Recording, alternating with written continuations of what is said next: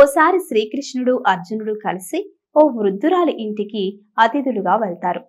ఆ వృద్ధురాలు శ్రీకృష్ణుడికి భక్తురాలు కావడంతో వారిని సాధారణంగా ఆహ్వానించి ఉచిత ఆసనం వేసి మర్యాదలు చేస్తుంది. తన కోసం వండుకున్న పండ్లు పలహారాలను వారికి అందిస్తుంది. వాటిని స్వీకరించిన కన్నయ్య కాసేపు ముచ్చటించి బయటకు వస్తారు. అలా బయటకు వచ్చిన కన్నయ్యతో అర్జునుడు ఈ విధంగా అంటాడు: పాపం, ఆ వృద్ధురాలు ఒంటరిగా గుడిసెలో నివసిస్తుంది. ఆమె మీకు పరమ భక్తురాలు. అలాంటి ముదుసరికి మీరు వరం ఎందుకు ఇవ్వలేదని ప్రశ్నిస్తాడు. దానికి కన్నయ్య చిరునవ్వు నవ్వుతూ ఇలా సమాధానం చెప్తాడు: అర్జున, ఆ వృద్ధురాలు నాకు పరమ భక్తురాలే. ఆమెకు ఓ గోవు ఉంది. ఆ గోవుకు ప్రసాదించిన పాలను అమ్ముతూ కాస్తో కూస్తో ధనం సంపాదిస్తోంది. ఆ ధనంతో జీవితాన్ని గడుపుతోంది. అయితే ఆమెకు నేను ఓ శాపం వంటి వరం ఇవ్వబోతున్నాను. ఆమెకు ఆధారంగా ఉన్న గోవు రేపు సూర్యోదయంలోపు మరణిస్తుంది అంటాడు. కన్నయ్య చెప్పిన మాటలు విని అర్జునుడు ఆశ్చర్యపోతాడు. అదేంటి కృష్ణ, ఆమె ఆధారాన్నే తీసేస్తే జీవితం ఎలా గడుస్తుంది? నీ లీలలేంటో అర్థం కావడం లేదు అని అంటాడు. కన్నయ్య చిరునవ్వు నవ్వుతూ, అర్జున, ఆమెకు గోవు అడ్డంగా ఉండిపోయింది. నిత్యం ఆమె ఆ గోవు గురించే ఆలోచిస్తోంది.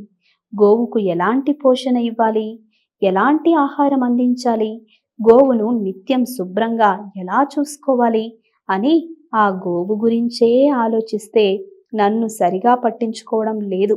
ఆమె తన గురించి ఆలోచించుకోకుండా కష్టపడుతోంది. గోవుపై ఉన్న ఆలోచనను తనపైకి మరలిస్తే ఆ కష్టాలన్నీ తీరిపోతాయి అని చెప్తాడు.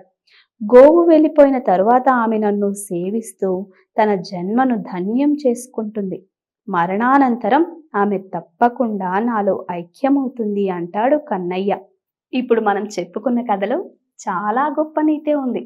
మనకు ఇష్టమైన వాటిని భగవంతుడు దూరం చేస్తున్నాడు అంటే ఆయనకు దగ్గర కావాలని మనకు సూచిస్తున్నాడని అర్థం చేసుకోవాలి.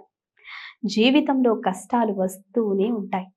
ఆ కష్టాలు భగవంతుడు పెట్టే పరీక్షలుగా భావించి వాటిని భగవన్నామ స్మరణతో ఎదుర్కోవాలి.